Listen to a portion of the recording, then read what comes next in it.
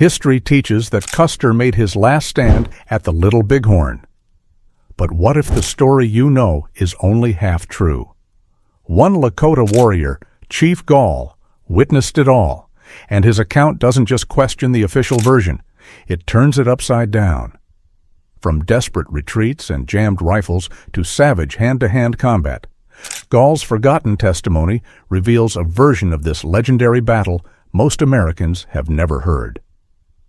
This is the untold story of Custer's last stand, through the eyes of the man who helped bring it to an end. Before we continue, make sure to like this video and subscribe so you don't miss what's coming next. Gall stood over the lifeless bodies of his wives and children, the smoke still rising, the cries of battle echoing in the distance. In that moment, something inside him shattered. He swore he would take vengeance on every soldier who had brought death to his family. What followed was nothing like the clean, heroic tale America told its children. The real story of Custer's last stand began with a father's grief and ended in one of the most brutal, misunderstood battles in U.S. history. When Lieutenant Colonel George Armstrong Custer rode into the valley of the Little Bighorn, Chief Gall and his people had only hours to prepare. At 36, Gall was already a legend among the Hunkpapa Sioux, a man whose bravery and battle cunning had earned him scars, songs, and an unshakable place among his people's greatest warriors. His strength, wisdom, and loyalty were so admired that Chief Sitting Bull himself had adopted him as a brother. Together, they stood as protectors of their nation's freedom, brothers in spirit against an empire that seemed determined to erase them. By late June 1876, word spread through the camp like wildfire. The soldiers were coming. Custer and the 7th Cavalry were on the move. For Gall, it wasn't just another battle. It was destiny closing in. That morning, Sioux scouts found abandoned ration boxes just miles from the camp, a clear sign the enemy was near. When the soldiers spotted them and gave chase, Custer realized his cover was blown. If the Sioux were alerted, they would scatter. He had only one choice: strike fast and strike hard. The Sioux scouts raced back to warn the village. Sitting Bull summoned his council of chiefs, among them Gaul and Crazy Horse, to plan their defense. From the distant hills, American scouts watched movement in the sprawling village below, unaware they were being watched in return. Soon the Sioux learned that Custer had divided his command into 3 columns, a fatal mistake that would seal his fate. Custer himself led 5 companies north, hoping to descend on the village from above. Major Marcus Reno took 3 companies to strike from the south. Captain Frederick Benteen moved west with another 3, meant to close off any escape route. It was meant to be a perfect trap. Instead, it became a massacre. Inside the camp, confusion turned to chaos. The safest choice, some argued, was to flee before the cavalry could reach them. But before they could act, Reno's men came thundering across the river, crashing straight into the southern edge of the camp. Sitting Bull and I were at the very point where Reno attacked, Gall later recalled. His own lodges were in the path of the oncoming charge. Gunfire erupted, ripping through the lodges. Bullets tore through the air. Women screamed. Children ran. Warriors scrambled to seize their horses. Gall rushed through the pandemonium, desperate to find his family, his 2 wives, his 3 children. What he found instead broke him. They lay among the dust and torn hides of the camp, killed either by stray bullets or the soldiers' deliberate fire. They were killed there by the pale-faced warriors, Gall said later. It made my heart bad. Among the Sioux, that phrase, "my heart was bad," meant more than sorrow. It meant rage. It meant vengeance. It meant the kind of fury that makes a man forget fear and abandon mercy. From that moment forward, Gall was no longer fighting for his people. He was fighting for his dead. After that, he said, I killed all my enemies with the hatchet. It was both a statement of fact and a metaphor.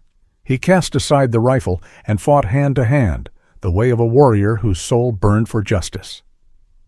As Reno's men dismounted and advanced on foot, Gall rallied warriors to strike back.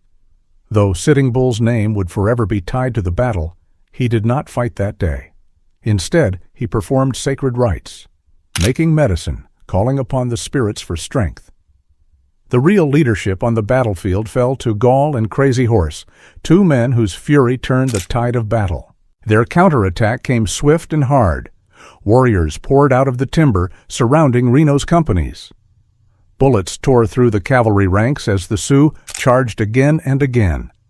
Outnumbered and outflanked, Reno's men began to break. Then fate delivered a gruesome twist.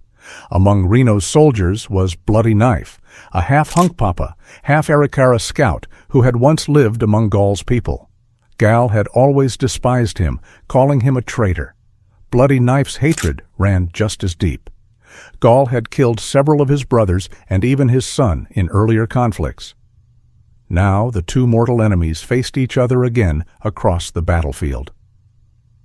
Moments later, a bullet tore through Bloody Knife's skull, splattering blood across Major Reno himself. Gall hadn't fired the shot, but in his heart it felt like destiny had finished the feud for him. Reno, drenched in his scout's blood, panicked. He lost command. His men broke and fled across the river in chaos, their charge collapsing into a rout. The Sioux warriors gave chase, cutting soldiers from their horses, dragging them into the mud, striking them down in hand-to-hand combat. The water ran red. More than 30 Americans fell before the survivors scrambled to the bluffs for safety. Gaul wanted to finish them, to hunt Reno's survivors to extinction. But new cries rose from the north. Another column was approaching. Custer. Gaul gathered a few warriors and rode hard toward the distant gunfire. What he saw would become one of the most debated accounts in history. He claimed he spotted Custer's men advancing cautiously along the ridges, pausing as they caught sight of the enormous Sioux village below. One officer rode forward to study the ground through binoculars, a man with shorter hair than most. Gaul didn't realize until much later that it was Custer himself. Long Hair, as the Sioux called him. Custer hesitated. Perhaps, Gaul thought, he finally understood the scale of what he had walked into. Thousands of warriors, ready to defend their homes. Gaul said it was then, not later, that his warriors struck first, catching Custer's men before they could organize an attack. If true, it would mean Custer's last stand wasn't an assault at all, but a desperate defense. Yet not all witnesses agreed. Others remembered Custer charging first, only to be repelled. Either way, by the time Gaul reached the northern hills, the battle had descended into pure chaos. Custer's 5 companies were trapped. The soldiers' Springfield carbines jammed under the pressure of rapid fire, forcing them to throw them aside and fight with revolvers. Warriors swarmed from every direction, some armed only with hatchets or clubs. They used the terrain itself as a weapon, driving stampedes of horses through the cavalry lines, scattering men and cutting off escape. Gaul later said, "It was a slaughter. We took no prisoners. Our hearts were bad, and we cut and shot them all to pieces." As the battle raged, Custer's forces split in two. On one ridge, Custer and his brother Tom fought alongside companies C, E, and F, making their last stand atop what would later be called Custer Hill. Gaul never saw Long Hair die, nor did he claim the kill. But he was certain that Custer's band fell quickly, overwhelmed and surrounded. To the southeast, another group, Captain Miles Keogh's Apern Company and Lieutenant James Calhoun's L Company, fought to the last man. Gaul remembered how they stood firm, step by step, retreating uphill, firing until they had no ammunition left. Keogh fell from his horse, Calhoun's men piled together, refusing to run. Their bodies were found later, clustered in the dust, a testament to soldiers who chose death over surrender. They fought strong, Gaul said, but it did not save them. The entire Custer engagement lasted less than an hour, but the greater battle was not yet over. Gaul turned his horse south once more, seeking Reno, and perhaps one final measure of revenge. Reno's surviving men had dug in on a hilltop, desperate and disorganized. By late afternoon, Captain Benteen arrived with reinforcements, bringing their total to over 400. They pushed toward Custer's last known position, unaware that every man in his column was already dead. The Sioux and Cheyenne warriors descended on Reno Hill in a fury. The Americans formed a defensive circle, firing from shallow trenches as bullets and arrows rained down. Gaul and Crazy Horse commanded the encirclement, but neither wanted to waste lives in a night attack. Instead, they chose patience. Starvation and thirst would finish the job. "They will fall into our hands," Gaul told his men, "when the thirst burns in their throats and drives them mad for water." By morning, the soldiers were delirious from heat and dehydration. The wounded moaned for water. A few brave men crawled toward the river, only to be picked off by Gaul's sharpshooters. The fight for a single bucket of water became an act of heroism, later earning several soldiers the Medal of Honor. Then, as the afternoon sun blazed overhead, the end arrived.